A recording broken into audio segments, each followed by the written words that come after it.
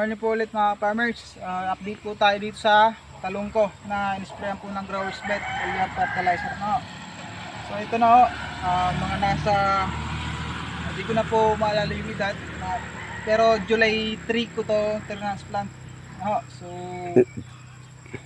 ilang months, ilang ano na to, ilang days, hindi ko na po maalala. So ito na po yung resulta niya na. Kita nyo dito, yan. Calix to F1 ta. Namumunga na siya, yan. Tingnan nyo naman po yung resulta. Tsaka doon may mga ano din, may mga bunga na. Tsaka dito, yan. So ito na medyo nakakulangan siya sa tubig, no? Kasi na ano tayo, medyo uminit ng mga ilang linggo, pero umulan nung kagabi, kahapon, yan.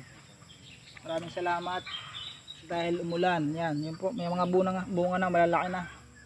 Yan. Yan po. Yan po yung bunga niya.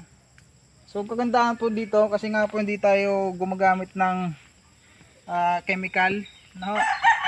So makita niyo po yung mga tangkay. Violet na violet. Yan. Organic po yung ginagamit natin. Growers Bet inorganic, pero yan po yung resulta, no? So makita nyo naman po yung kagandahan, yung resulta talaga. So meron din po doon yung apat na plat. Ganito na rin po kalalaki, halos hanggang baywang na siya, no? Yan, tingnan nyo naman po, itong Calix to, cluster talagang bunga niyan.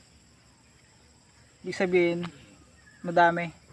Tapos sa yung mga ano cluster, yan pa. Yan. 3 tsaka 4. Yan.